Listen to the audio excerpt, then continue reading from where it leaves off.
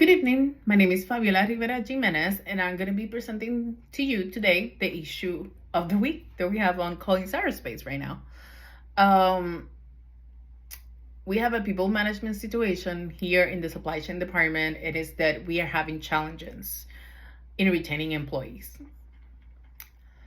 We're having loss of technical knowledge, we having low efficiency, and we're constantly training people.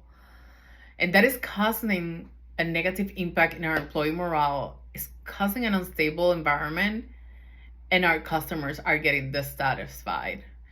Because at the end of the day, who gets in fact impacted not only is our employees, also our customers.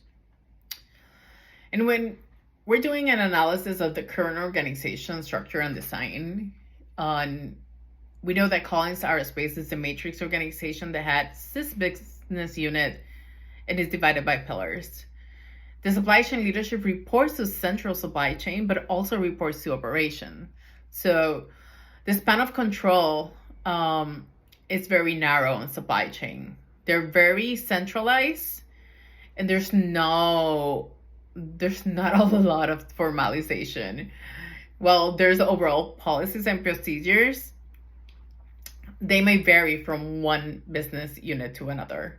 For example, delegation of authority is one of them.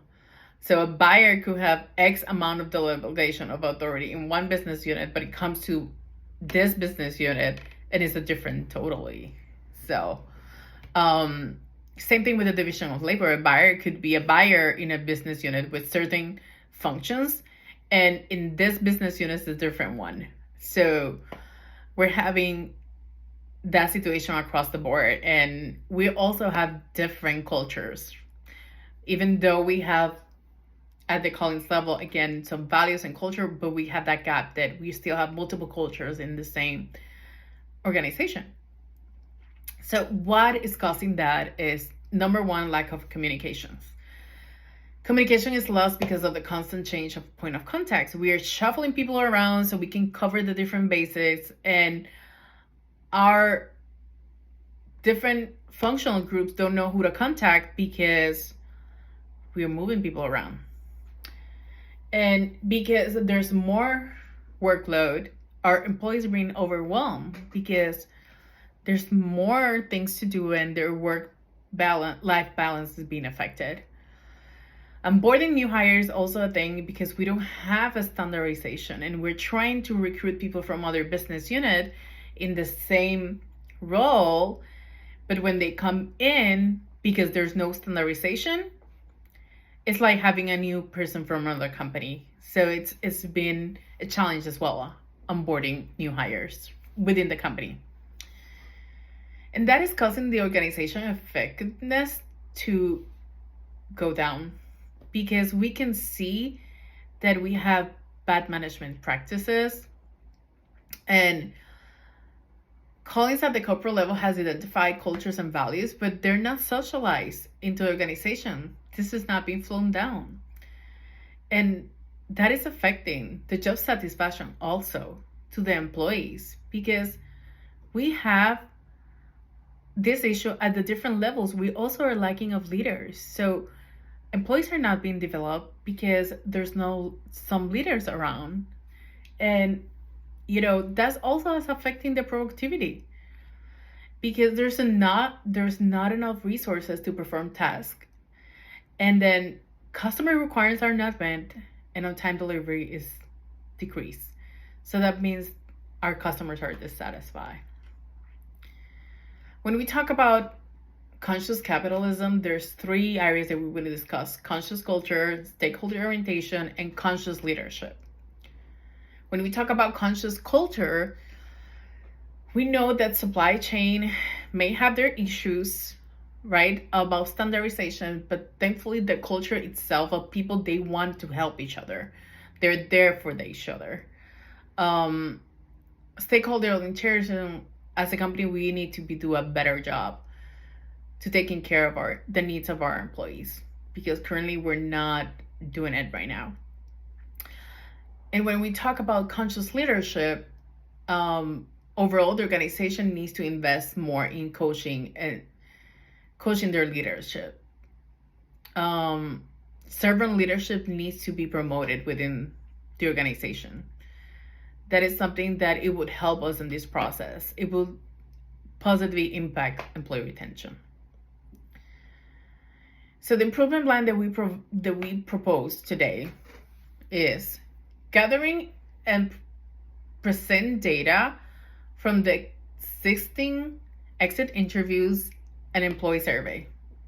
We want to build a team at the different levels of supply chain, and we need human resources there because we need their feedback. We're going to define retention goals using the SMART methodology, and then we're going to vet this out through the ERGs, so everybody knows our vision.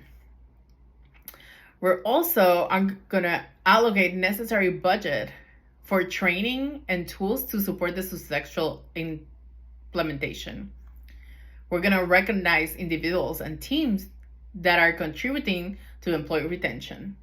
We're going to encourage employees to provide feedback because we need employees to also be working on continuous improvement. And we're going to integrate this retention strategies on the organization policies and procedures. How we're going to manage challenge? Well, first of all, there's 4 different types of challenges that we understand that we're going to have, or that we're having. It's competitive job market, inadequate compensation, employee realistic expectation, and geographic differences. How do we're going to manage basically competitive job market and inadequate compensation? We're going to ask HR to do an assessment of the market and evaluate the organization compensation rate. Also, we need to do an analysis of our pay grades and the skills that people have. Sometimes our employees are underpaid, even in our own rate. When we talk about unrealistic expectations, sometimes leaders don't provide the expected, don't set expectations to the employees. So it's very important that employee knows what is expected of the role. And when we talk about geographical differences, establishing job description. Sometimes there's a job description or some position that is designed just to be remote, and then we change it to hybrid, and then we change it back to remote. That doesn't help to the situation. So we need to make sure that when we design a role, it's either for remote, hybrid, or on-site. And that's that is a challenge that we have because we keep changing stuff. The strategies for leading the team and fostering collaboration. Number 1, establishing a flexible and effective work environment and trust team members' choices. Trust is very important, and flexible and effective work environments. Recognize and reward our employees. We need to acknowledge the good job that our employees are doing.